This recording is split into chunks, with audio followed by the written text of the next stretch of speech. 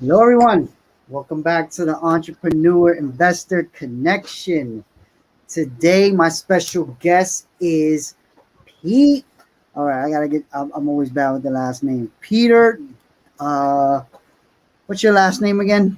Done. Done, but I call him Pete Diddy. P. Diddy. That's all. A lot of people say that. So I like to start the show by explaining how I met people. And if you don't know who I am, my name is Miguel Sanchez. I help entrepreneurs and investors create and fund the future. So I met Pete because he was on a Twitter Spaces with Tara Bull. Actually, I was listening because I had just bought AMC, and I wanted to Yep. understand more about what was going on with AMC. So I heard him on a live Twitter Spaces talking about it. So I was like, all right, let me try to understand more about this. And hearing him talk about AMC was really exciting. So I said, you know what, I want to try to have this guy on my show. So I reached out and he was willing to join us. So Pete, can you tell Peter? Yeah, guy, can you tell the Yeah. audience? No, just thank you. I appreciate you having me on. I mean, I'm one little. I'm a pimple on an elephant's ass out here in this world. But I thank you very much for having me on. No problem, no problem. So tell the audience who you are, your background, what I like to call your superhero origin story. Origin. Okay. So, background is basically I started back. I got into the retail side of the industry, so I was a suit. We'll call them obviously now converted ape. Um, and I got into the industry. I think I was about 18 or 19. I ended up going and I had a friend of mine started out, at one of these small boutique firms. Long story short, was in the industry.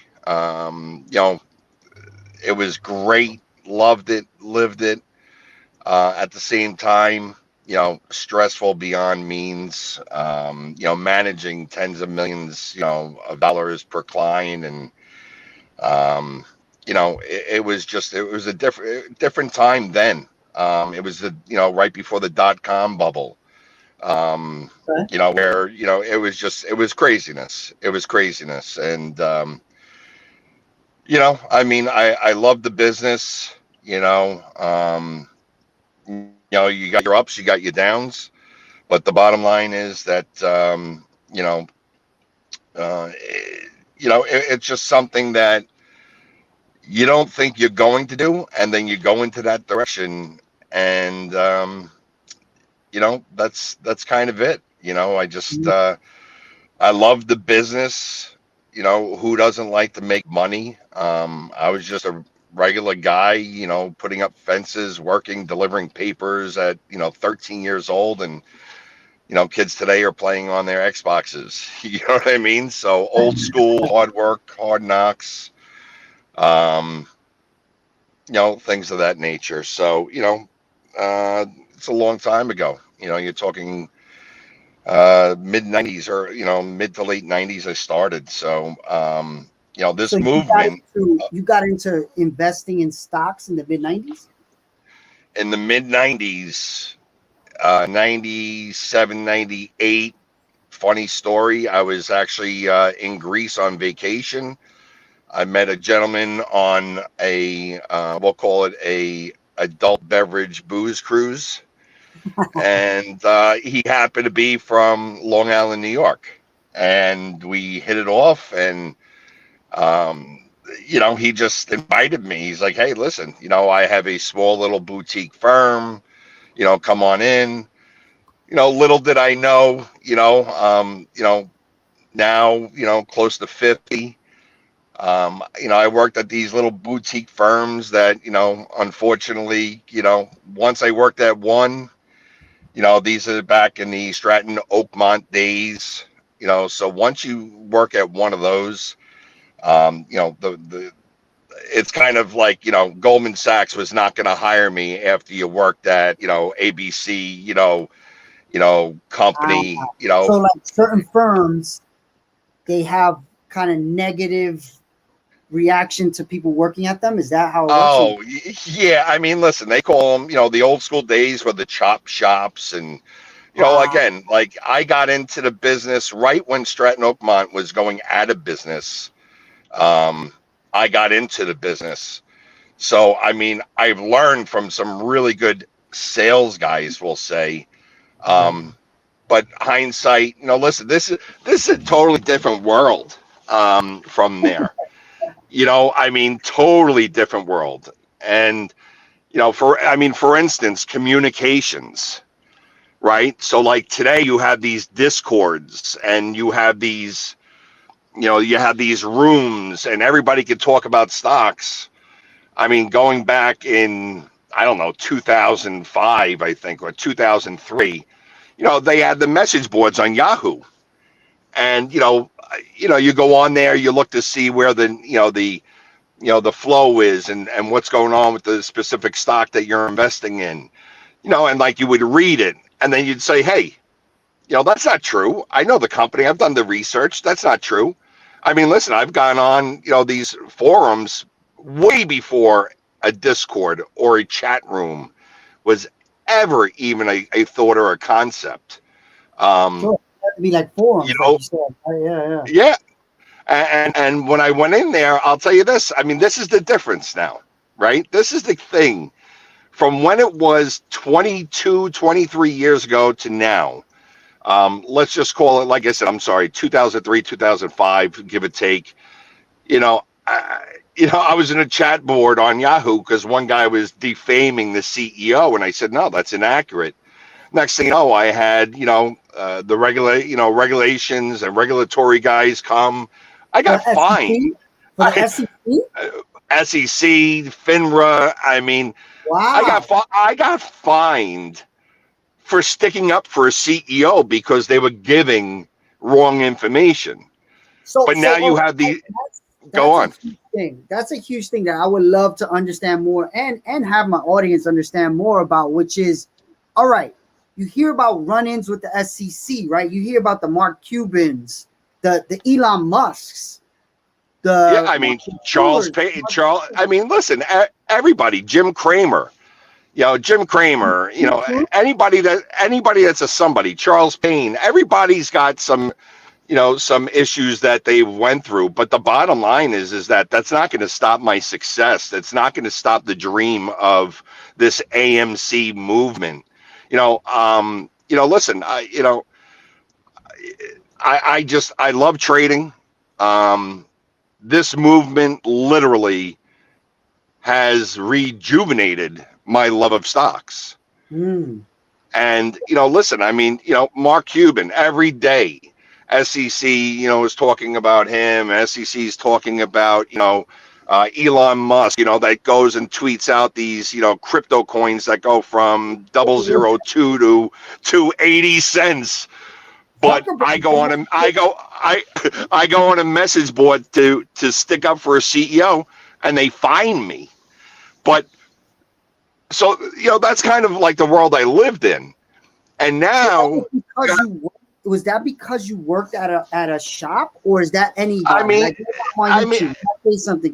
Listen, it could be anybody. I mean, I just saw a guy that just got let go from Goldman Sachs because he was talking about AMC, via text messaging to his clients. Whoa. And I mean, now you have these, we'll call it discords, and even some of these discords that are, I have a Discord, and my Discord is a learning channel. And it's not just me. I mean, we have guys that are, 60, 70 years old that have been trading for 30, 35 years.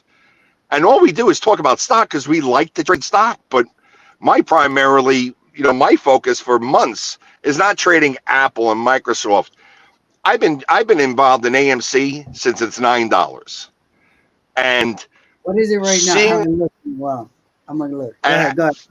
And I'm telling you, I mean, listen, Tara the Bull, the AMC Marine, Bruce Wayne, Jim Brown, Trey's Trade, Matt Kors. There's so many people. Charles Payne. Charles Payne has our back. Having Trey's Trade go on there, a guy that's doing service for our country, and all he is, he's an ape. He wants to see. That's it. That's what an ape is, though. Your icon right now is bananas. I know a lot of people hear ape, but can you? Because again, my audience is new to investing. Pretty much. Sure. That's what I think. Of sure, course, they're entrepreneurs. They want financial freedom. Exactly. So explain what an ape is, and then explain maybe the AMC opportunity as you see it as a Wall Street veteran. All right, ex-Wall Street veteran, because this is not financial advice. Not financial advice. Yes. Not financial advice. I could tell you why I'm involved. I could tell you why there's 4, 5, 6 million people are involved. Because you think, AMC too. Go ahead. and you're involved, and listen. I've lost money on the trade, but I still believe in the movement. And the movement is, if you think about it, years ago called they were talking about Occupy Wall Street. You know what I mean? But where's Occupy Wall Street when you have, I'm not going to say anybody's specifics, but you have very high-powered people in higher places that now you're able to see their transactions. And you'll see, they've made millions upon millions. So on this, I don't want to get into, who's and what's, but it's our time. It's the 20-year-old, it's the 30-year-old, it's the single mom, it's the single dad, it's retail investors, right?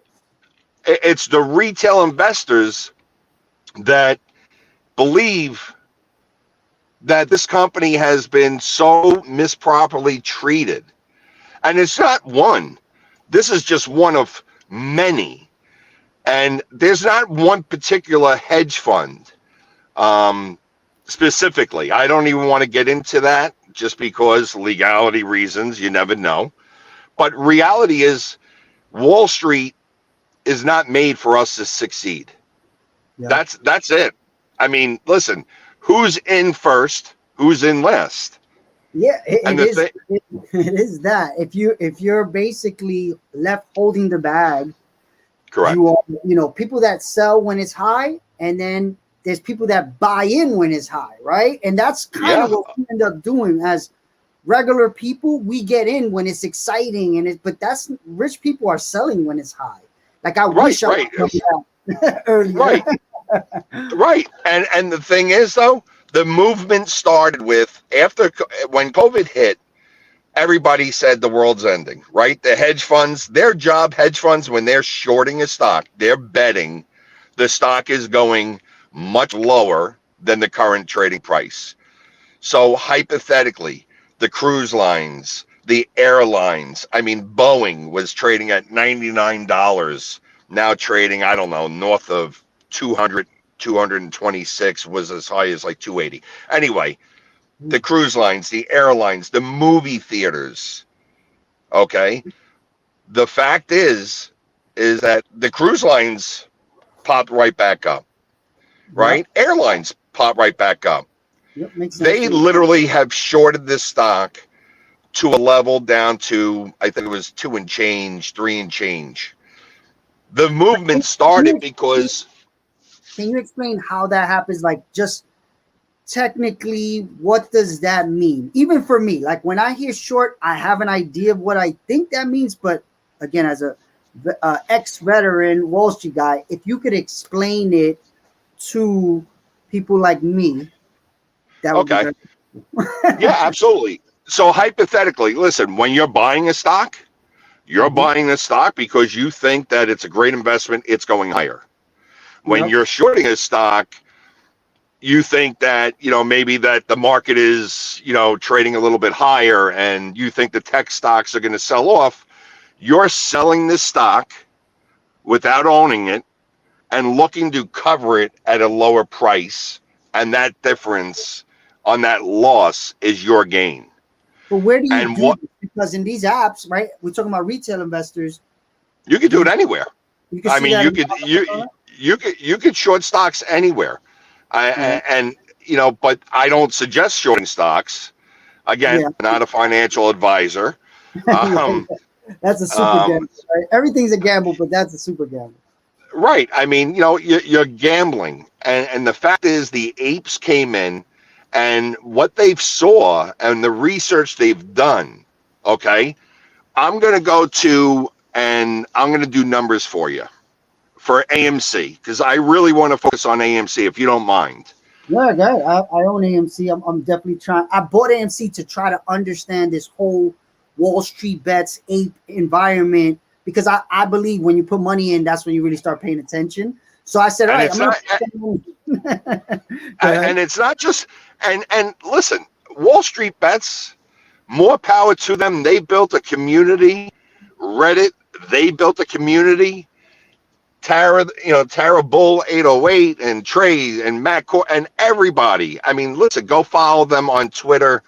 Tara Bull 808, Trey's Trades.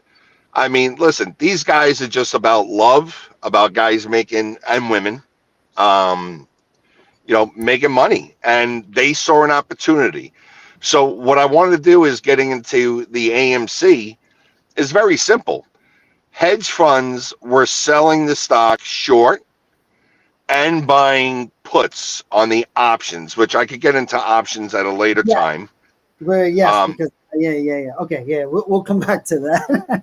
Right. So basically, when you buy a put, it's an option. You're betting the stock will to a certain level at a specific time and come out of pocket for less cash. But what the hedge funds did, they shorted this stock. I mean, the numbers supposedly, okay, I'm going to go by with what Aaron, I believe Aaron is his name, the CEO of AMC. So they did a shareholder count. According to his numbers, there's 4.1 million shareholders. Out of the 4.1 million shareholders, he's saying that the average shareholder owns 120 shares. Wow. That number, and I've done the numbers, comes out to, I believe, 492 million shares of the company is owned by the apes and retail investors. Whoa. So did they come in when it was like $9, $10 or less? I mean, I started buying at 9.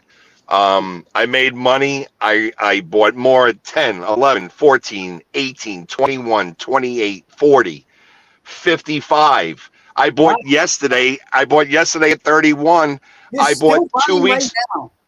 Oh, 100%. I mean, 100%. And you know what? I much rather, and I hate to say this, I much rather lose money than let with the movement and the movement of, these hedge funds abusing the ability with their power, their money. But to go back real quick, out of the 492 million shares that I stated that Aaron stated that we own, there's only 501 million or 502 million shares in the entire float. So the number is we own probably close to 98%, 97% of the entire float. You think the retail investor owns 98% of AMC stock? According to the CEO's numbers. I mean, he's put it out on Twitter. These are his numbers. And if I'm inaccurate, which I don't believe I am, but I mean, if you go to his, they just did a shareholder count about 30 days ago. And what happened is, so hedge funds short the stock, and they typically have a time frame to return those shares. Okay, so let's say they're borrowing shares to short, but you'll also have a certain time to return those shares when you cover and close out that position. But you also have what is called failure to delivers, FTDs. And according, I mean, this was going on, for close to, usually it's 3 to 5 days. Sometimes they'll give a extra 2 days of returning shares of borrowed shares. And the bottom line is, it went to like 35 days of withholding, those shares.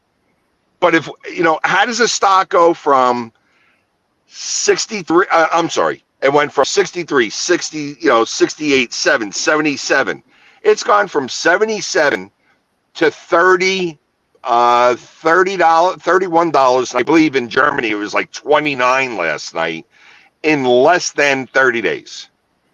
If we own the entire float, how can you bring down a stock 50% if we're not selling? How's it happening? I believe there's, and this is not just me, we believe that there's what is called synthetic shares. Everything's traded by algorithms. Okay, yeah. Everything's algos. Algos is basically, back in the day when I was in the industry, I got an order. I went to my compliance officer. He would verify the order. Then he would bring it to the trader at the trading desk. After I wrote out my ticket and everything was approved, then it would go into the actual system, because he's typing in the trade right there and then. Now everything's just computers. Everything's ran by computers. Yeah. It's just waiting to see a certain thing, and it does it, right? And also it plays into, a lot of people talk about charts and support and resistances, and if again, the apes, we as a family didn't get involved until it was blatantly obvious. I mean, they wanted to put one of the biggest movie chains out of the business, and what's more American than going to a movie with your children and watching? I mean, my father worked at a movie theater back in the late 70s, early 80s, and he would bring me to work on the weekends.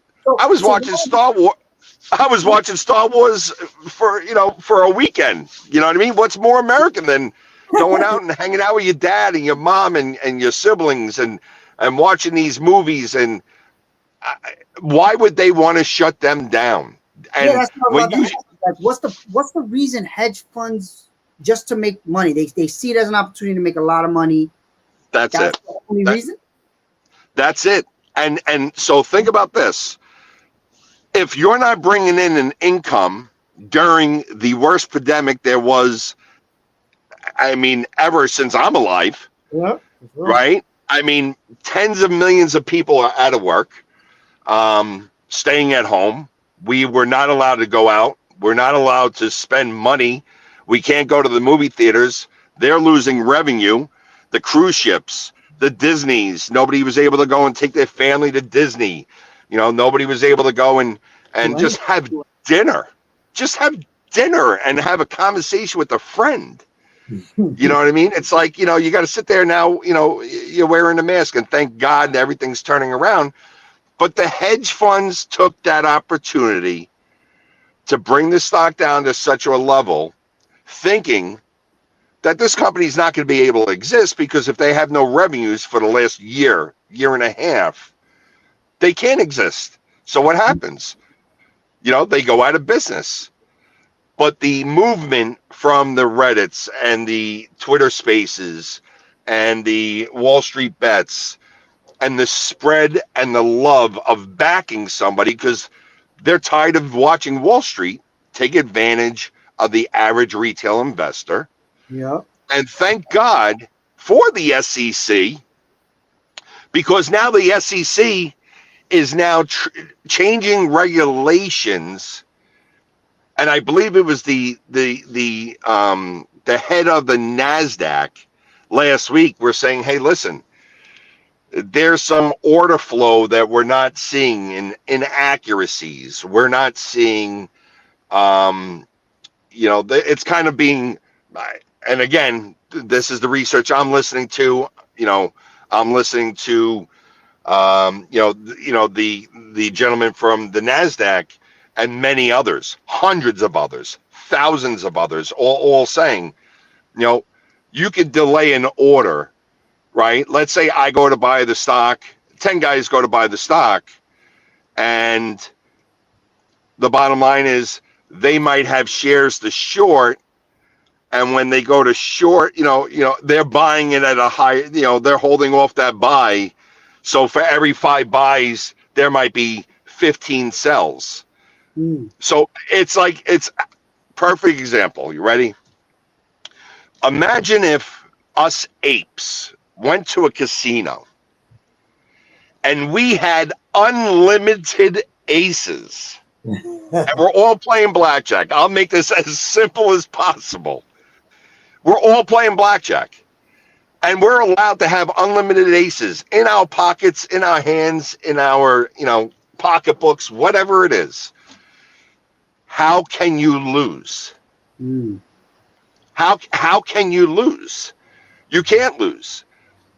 So you're basically saying because we have most of the shares, as long as we don't sell them, the price should go up? Listen, I believe there's an unlimited supply, and I don't know how it happened. We've all been researching it. Nobody has the magic question or magic answer for the question of why the stock is going down. Like I said, 77 to 29. I mean, come on. I mean, you're talking close to 60%, or close to a 55 to 60% drop in the last 30 days. This manipulation happening behind the scenes. Even the SEC is starting to think about it, basically. I mean, the SEC is looking. I mean, they're changing regulations now to be a little bit more transparent. And I believe it's because of the millions and millions of retail investors that are sticking strong together and want a the SEC's built to protect us, right? That's their whole thing. 100%. And not just us. They're there to protect, retail investors, hedge funds, clients. But the bottom line is that I believe personally, there's 4 to 5 times the amount of shares that have sold short. Meaning, I believe there's anywhere between 1 to 2 billion shares that are short over the last, let's call it 12 months. Because listen, if you're selling a stock short at 4, you want it to go to 2, you want it to go to 1. But because of the retail apes, because of us, and I'm not saying because of just us, but tens of millions of people that are watching this and watching it live and seeing that something's just not adding up. And honestly, we're not leaving. We're just not leaving. I think people will sit there till they're blue in the face until the algorithms turn it around, cover their short position. And honestly, if everybody held, and I'm not telling anybody to buy, I'm not telling anybody to sell, not a financial advisor. But if you hold it, it's better to hold it because, like, I bought it at $100 a few weeks ago just to start. You didn't buy it 100 a few weeks ago. I believe I put $100 in it. I didn't buy it at 100. Right. Right. I was gonna say, if you bought it at 100, you really got in trouble. Yeah, I put $100 in to see what happens.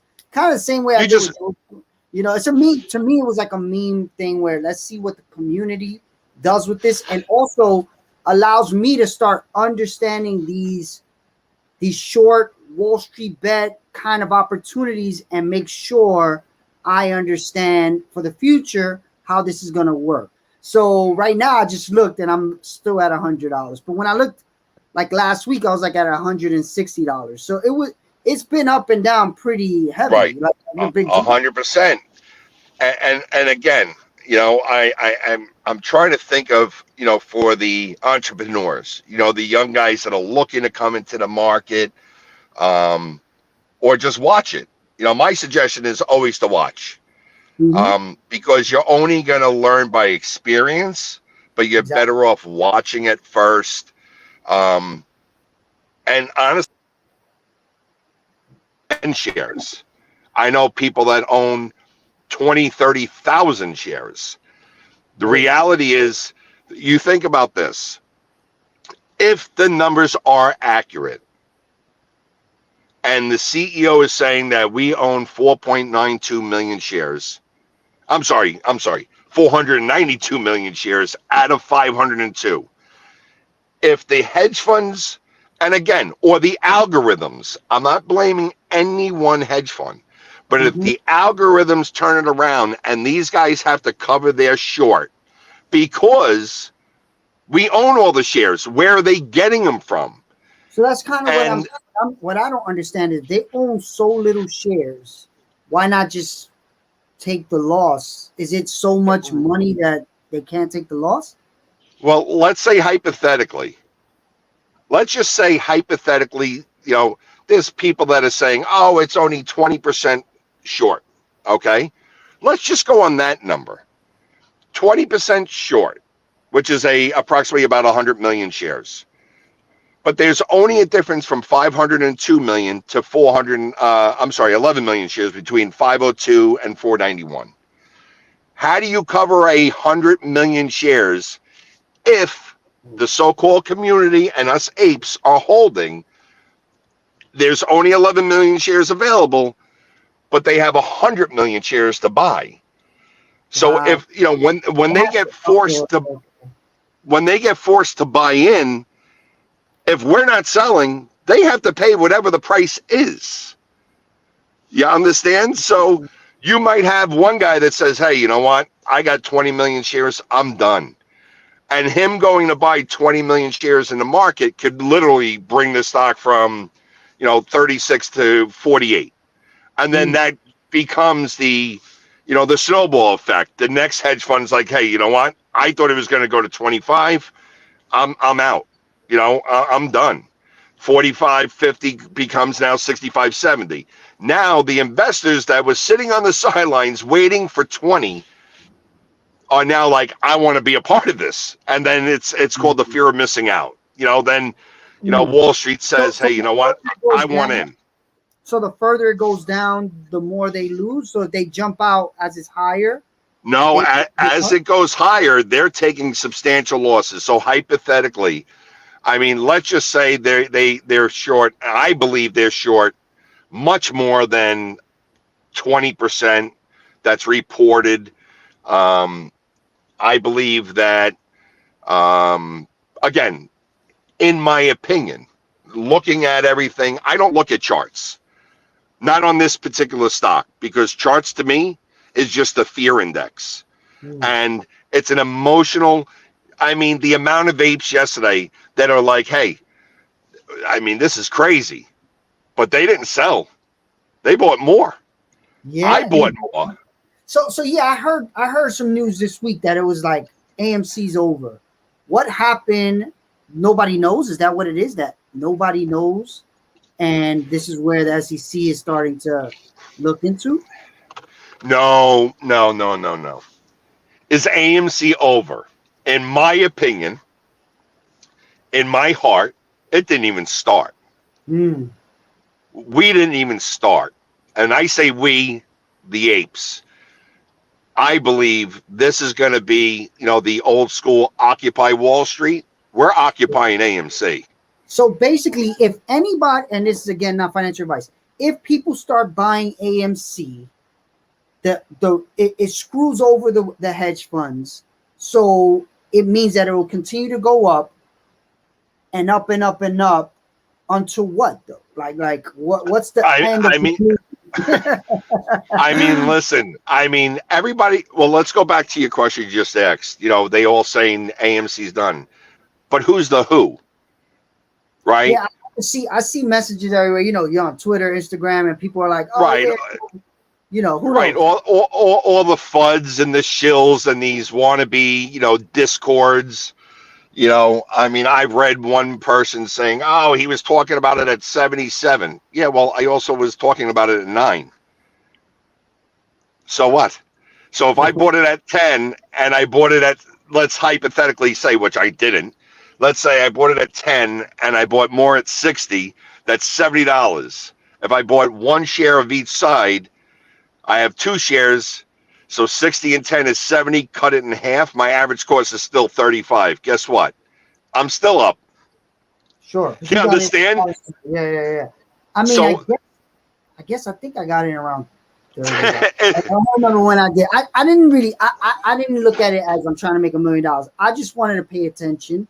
So I said when I put money into things, that's when I pay attention. But now, that's what made me even find you, right? I went to the Tara Bull thing. They were talking about it. It was a big room of people. And she's amazing. She's amazing. And think about this: the AMC Marine, AMC Marine literally was just on like the Steve Buchanan podcast. Mm-hmm. This guy's he's a veteran, and he's in. And why is he in? Because he's involved in the movement. And same thing with Tara. Same thing with, just look at the love. Look at the love. You go and all you got to do is go out there and just look at everybody that's involved in AMC. Why are you involved? Because they're tired of getting screwed over, the short end of the stick. And they want to be something, they want to be a part of something that has, the last time this has happened was a company, I believe it was several years back, Volkswagen. Volkswagen was a stock that was heavily shorted. And, basically, the company ended up, having a short squeeze of monumental, percentage gains. We're talking like, $4 or $5 to $1,100.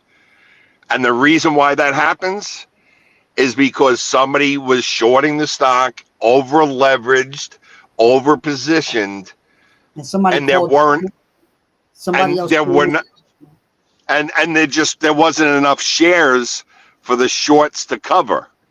You understand? So basically, let's say I have 10 shares of a stock. And let's say, these guys shorted the stock, and there's only 10 shares available. I own those 10 shares. Okay, hypothetically. And they shorted it, 500 shares. If they have to cover, but I'm the only one that has those 10 shares left, and they're forced to buy in, what price do I want to sell it to them?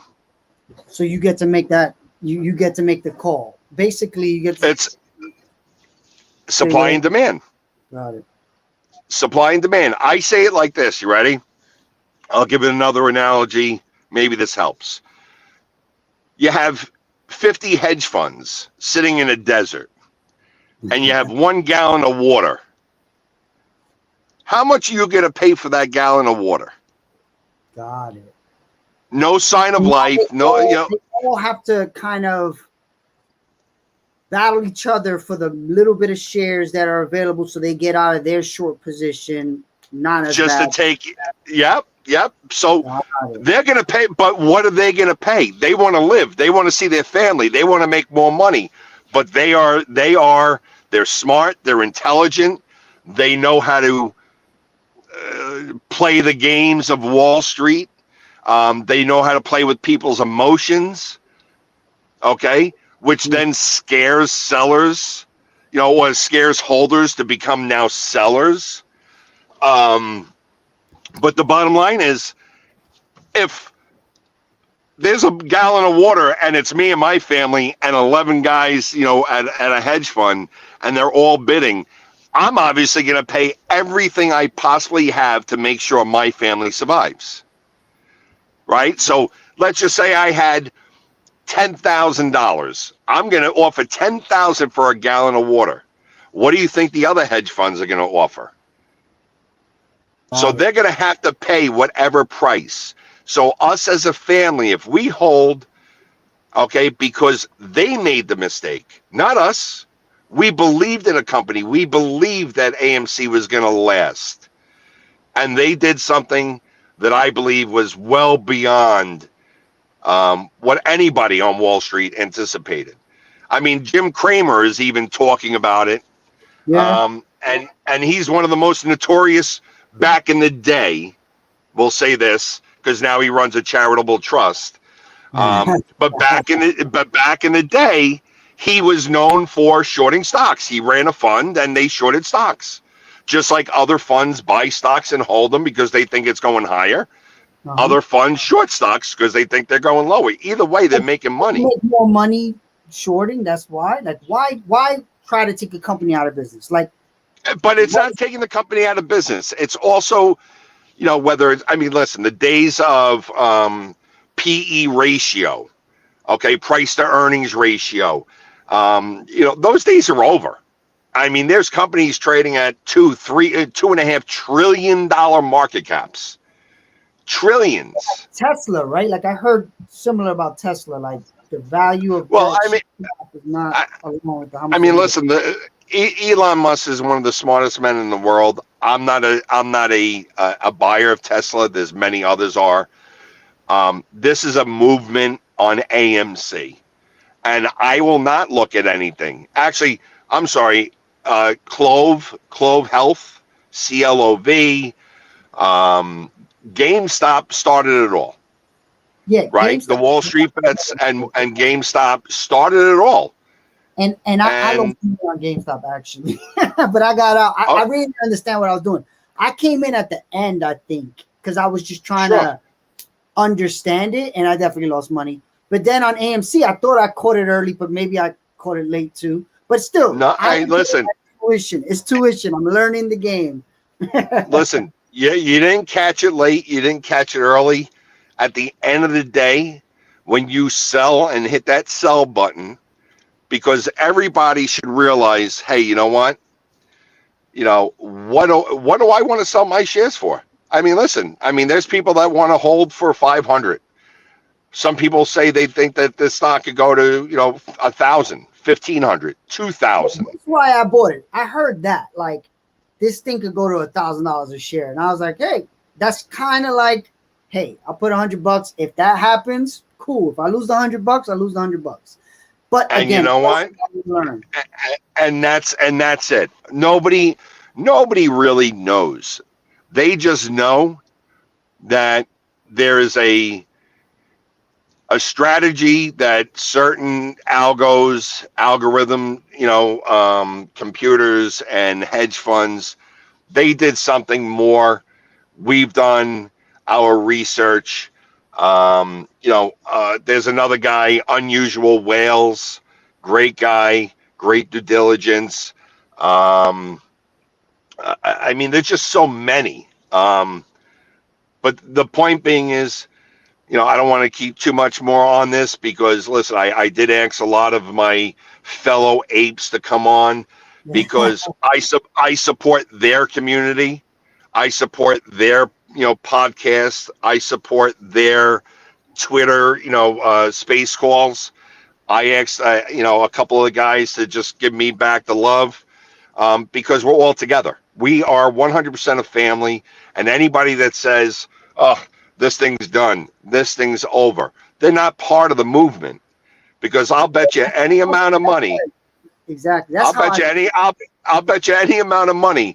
We'll go down with the ship. We're the captains of the boat. And when you're a captain of the boat, you're not supposed to abandon ship.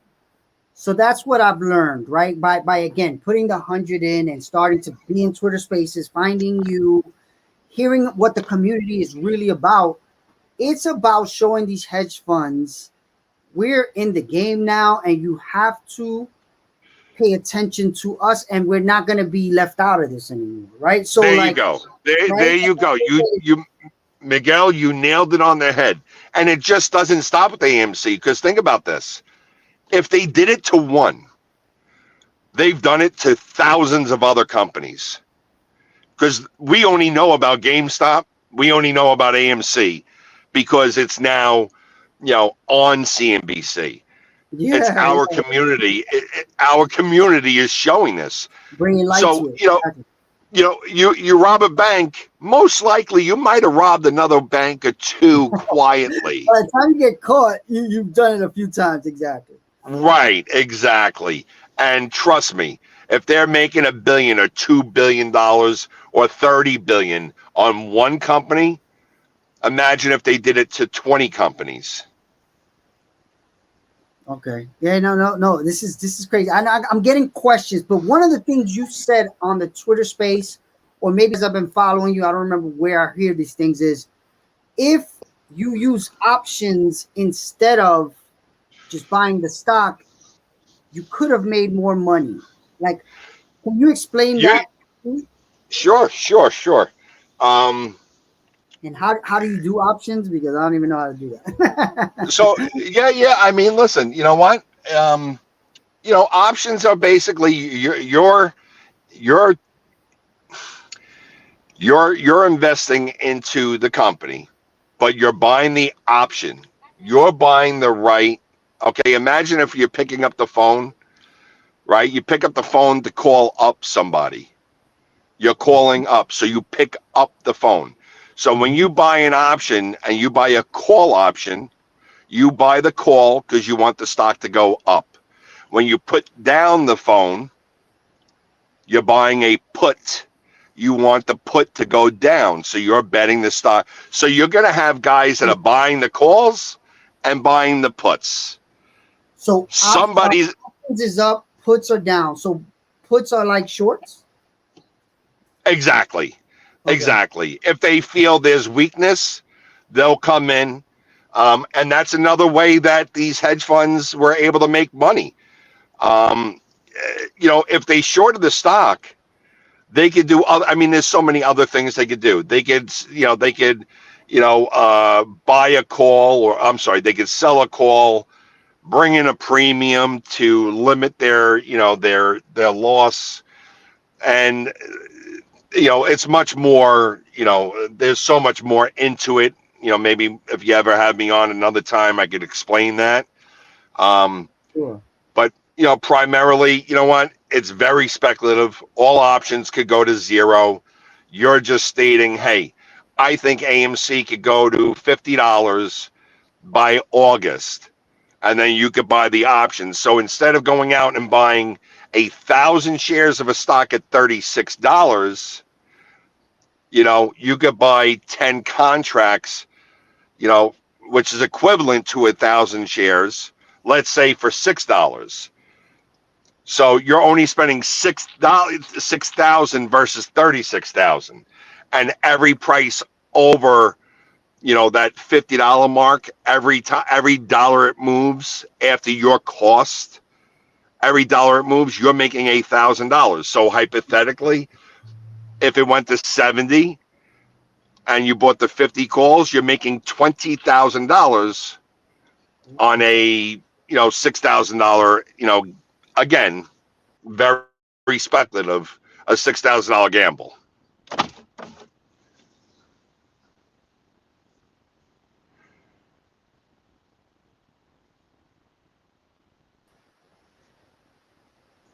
Did I lose you? Yeah, my internet jumped out really quickly. But go ahead. Oh, Keep going. so you said you had some questions, or there All was right, some there's some questions. questions. All right. So let's look at some of these questions. Actually, before we get into the questions, because we've been on for 40 minutes, I want you to give any advice to new investors. So, like, if there was a person that's just starting today, we talked about financial freedom and making sure people that are in this world are trying to get towards that. what would you give advice-wise to a new person who's an entrepreneur or investor, whether they understand that they are or not? What advice would you give them today? So, I mean, the way I look at it is like this. If you have a goal, you have a dream, you can make it happen. That's it. I mean, you can make it happen. And how you make it happen is up to you. It's your determination. Um, when you're first investing, know what you're investing in, have a belief in it, have an idea of where, what people could invest in EVs, the electric, vehicle industry, right? There's other companies out there, that are competing with the Tesla, like a Ford, or a GM. Tesla obviously is so far ahead of their time. But if you think that Ford could capture a part of the market, and you want to buy it long term for your, for your IRA, I'm not 401. If you want to buy it for your IRA, and or you want to buy 100 shares, that in 20 years you believe that the EV market is going to be the EV market, and take over, regular, gas and, vehicles. Maybe you buy Ford, maybe you buy GM. So you basically, what you're saying is, look at what you think is going to happen in the world of business and just in general, and put money into things you believe are going to do good. Absolutely. I mean, housing, real estate. Listen, yeah, it's a crazy time right now because the market's at all-time highs. Real estate is at all-time highs. In my experience, I've seen the dot-com bubble. People don't even remember the Y2K, that every computer system is going to shut down the world when we went to the year 2000. So that was volatility. Then you had the banking and financial crisis in 06. September 11th, which I used to work in the World Trade Center. The One World Trade, 78th floor. I resigned, from that job in June, just because, just a very weird coincidence, but I resigned from that job in June, and I've lost a substantial amount of friends. But again, another volatility, financial crisis, and then COVID. And unfortunately, the new investors don't realize that when you have a market at all-time highs, stock market at all-time highs, real estate market at all-time highs, rarely does it ever end good. So right now, that's what we're in. Right now, you see the housing market is high, stock market is high, crypto market is high. Well, crypto market is coming down pretty hard right now, but it's at its all-time high. What are you then should most investors be waiting to see what the lows are right now, or should you be investing all the time? Well, listen, I'm always looking for value. I'm not buying the large cap stocks. I'm looking at the stocks that got hurt by COVID. Again, my number one play, my number one idea for me, again, not financial advice. I'm all in on AMC. I was, I don't really dabble with, the large caps. I just think their valuations are so ridiculously high, but I could be wrong also. At the same time, I'm an 8. When you I'm say a gorilla. Just because my audience may not understand that, large caps mean like the Teslas, Amazons. Yep. The Teslas, the Amazons, listen. That means large market caps. So that, like, when you yes, those are the large micro caps. Then you have, the micro caps. You got the, penny stock. Micro cap is pretty much anything underneath like 300 million, of a market cap. Those are more like the micro caps, and then you have other levels of like 50 million or less, 300 million, a billion. But me personally, I look at it like this. There's so much money in this market at this price. God forbid something happens like they're talking about this Delta virus. If it ever escalates to something, Yep. well, where's the support going to be if everybody's in here at the highs? What if everybody panic sells? Who's going to be underneath holding us up? So again, that's not to fear anybody else. I'm AMC. So you AMC. believe AMC is a good value right now. You believe the whole scenario with the whole retail investor versus the hedge fund is a good place to be betting on right now. Again, I'm not betting. I'm investing. Yeah. Okay. I'm investing because I believe that the movement is now kind of leading to new regulations and will open up the books eventually to the hedge funds. There's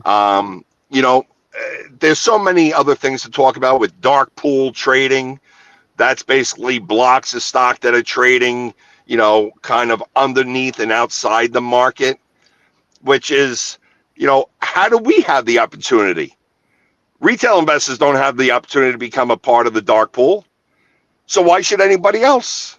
So it's not fair. It's just not an equal. It's never been fair. Pretty much, retail investing is pretty new. Even that, the fact that to be honest, the real truth is, maybe 5 years we have been able to get in this game. Like, I don't know if before then it was really easy like it is right now for a normal person to put $10 into AMC. You have to be at a certain level, have certain level of access, certain amount of money. Now, all of this is coming to fruition. So we are in a great environment to start understanding all this. And as you look at the poll right now of today's question of the day, what asset class are you most excited investing in? Stocks is 55%, crypto 33%, real estate 6%. Interesting. Oh, exactly. Exactly my point about real estate. It's at all-time highs. I mean, the difference is this, okay? With real estate, God is not creating more land. Right? We're not just coming up, and God's not just creating a new, some new properties, and you know what I mean, and new land. And as you can see, I mean, people are buying houses. After COVID, everybody's either moving to Florida, Texas, New York City is moving out to Long Island.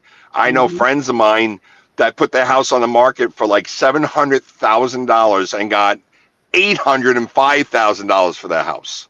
Yeah. I mean, and that's go away from New York City. The prices are going up because people are like, why? If now remote world works, why am I going to pay all this money to live in New York City?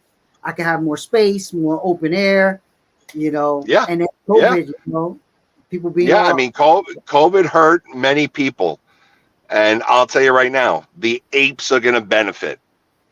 The apes will benefit in my heart. And again, I'm my own ship. I'm my own captain. I'm going down with this. So, I mean, if the hedge funds, hypothetically, I mean, I'm holding. I'm holding. That's it. There's nothing they could do to peel those shares away from me.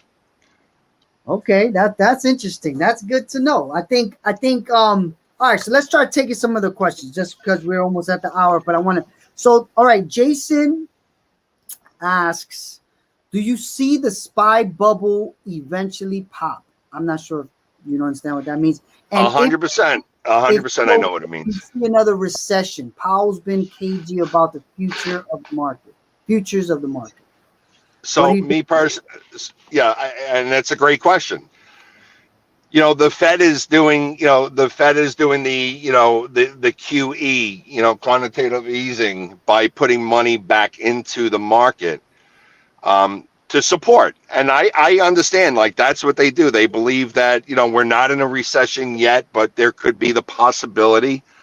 Me personally, there's always a way to hedge, especially with options, there's a way to hedge yourself. You could buy the VIX, the VIX index. That is the fear of the overall market. Me personally, I can say that this market's overvalued, and I've been saying it since it's 400 on the SPY, which is 4,000, and we're now at like, I don't know, 4,350 or 4,400. So, it doesn't matter whether I'm a suit or an ape. It just doesn't make sense. People, unemployment. Businesses shutting down. Besides, I'm sorry, and even I believe, and correct me if I'm wrong, but I believe that Wells Fargo just announced that they're not going to be doing any more personal loans. Yes, I saw that. That's crazy. What does that tell you? Yeah, 100%. What does that tell you? That means that they feel that regular day people are over leveraged, and whether it's housing or that is big. That's kind of a warning. That, of course, who wouldn't think we'd be in a recession after COVID? But it's kind of like artificially propped up with all the money the government's printing, right? So when they say, "All right, party's over," what's going to happen? Oh, you'll know when the party's over, because majority of these investors, and I'm not talking about the apes. All right, the apes are the apes. The apes aren't going out and buying the Qs. They're not buying the SPY. They're not going out and buying Microsoft and Apple. They're not buying Amazon, and maybe they're buying Tesla, but they're buying one stock because they believe that it's there was some things that happened behind the scenes, and the bottom line is, we own the float. And as far as the S&P, I think we're so overvalued. We're due for a correction. We're up, I believe, close to 100% on the S&P in the last couple of years. 100%. Wow. I mean, the numbers are staggering. The average is 8% a year, right, or something like that. And we're I believe it might even be like closer to 4 to 6. Okay. But back in my day, listen, when I got into the market, I think the NASDAQ was at like 600. And I don't even know what the QQQ is right now, but it could be like 13,000. So that tells you, I'm pretty old. Yeah. But again, great question. Do I think we go into recession? 100%. You think we are? Do I think we are? Yeah, and a lot of these, chat rooms and these guys that have these small little discords that ask for payment, to join their community. I have my own Discord. It's free. We have fun. We talk about crypto. We talk about options. We talk about stocks. We talk about our families. We talk about what we enjoy with life. And the link to that is on his Twitter. His Twitter's linked on the description on the YouTube, Facebook, Twitter, all the different places. So if you want to join that, go ahead. Yes. All right. Yeah. What do you got next? Let me see if there's other questions. Charts don't matter. I don't know.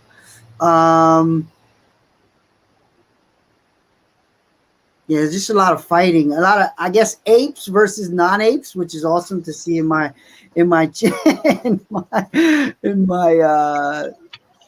Listen, non-apes are, listen, it's okay. It's okay to disagree. Listen. That's you could agree with your wallet, right? Like if you listen, it's like with my wife. Hey, do you want pizza tonight, or do you want Chinese? I don't want Chinese. Oh, I want pizza. It doesn't matter. I like Tesla. I don't like Tesla. Everybody's got, and this is what's beautiful about the United States. We all have the freedom of speech. We all have our opinions. And unfortunately, it's all about patting yourself on the back. Oh, see, look what I told you. I told you AMC was going to 50 when it was at 9. In fact, I did say, and I'm telling you right now, I mean, I even put it on my Twitter going back several months ago. I said if we break, 14 and change, we were going to 25. When we got to 22, I said if we break 25, we're going to 50. In a matter of a week and a half, we were at 50. So, and don't get me wrong, there's other things that I've called that, and I say I called my ideas that my ideas that I shared. I mean, there's some that I've lost on. But you can't lose until you sell. Yes, exactly. Right. So this is a big lesson.